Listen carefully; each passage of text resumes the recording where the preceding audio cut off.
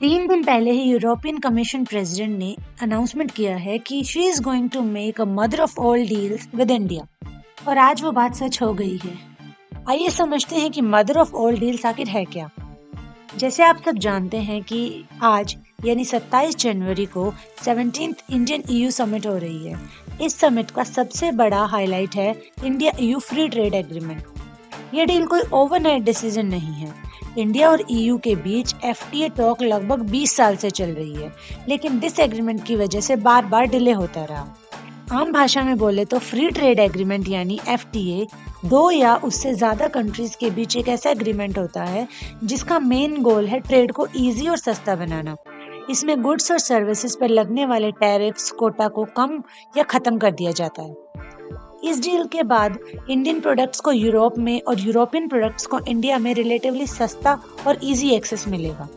इस India EU agreement के की हाइलाइट्स काफी इंपॉर्टेंट हैं।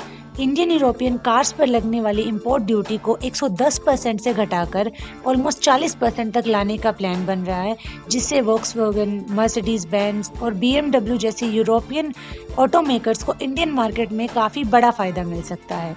ऑलमोस्ट फॉर्च्यूनर के प्राइस में अब ये प्रीमियम ब्रांड्स की कार भी अफोर्डेबल हो जाएंगी। इंडियन कार लवर्स के लिए ये ड्रीम कम ट्रू होने वाली सिचुएशन है। इसके साथ ही इंडिया और यूरोपियन यूनियन के सिक्योरिटी डिफेंस पार्टनरशिप को भी अनवील किया जाएगा, जिसमें मैरीटाइम सिक्योरिटीज, साइबर सिक्योरिटीज और काउंटर टेररिज्म जैसे क्रिटिकल एरियाज में कोऑपरेशन और स्ट्रॉन्ग होगा। दोनों साइड मोबिलिटी और माइग्रेशन एग्रीमेंट पर भी काम चल रहा है, जिसका एम लोगों की मूवमेंट को इजी बनाना है, खासकर स्टूडेंट्स प्रोफेशनल्स के लिए। एक्सपर्ट और ऑफिशियल डाटा के मुताबिक इंडिया ईयू एफटीए के बाद इंडियन एक्सपोर्ट $130 बिलियन से बढ़कर लगभग $200 बिलियन तक पहुंच जाएगा।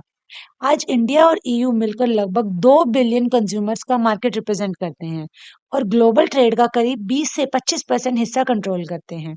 इसलिए इस डील को सिर्फ ट्रेड नहीं, एक ग्लोबल पावर शिफ्ट भी माना जा सकता है। Overall India EU free trade agreement India के ग्लोबल ट्रेड पोजीशन को और स्ट्रॉन्ग बना सकता है। लेकिन सवाल ये है, क्या इंडियन इंडस्ट्रीज इस कंपटीशन के लिए रेडी हैं?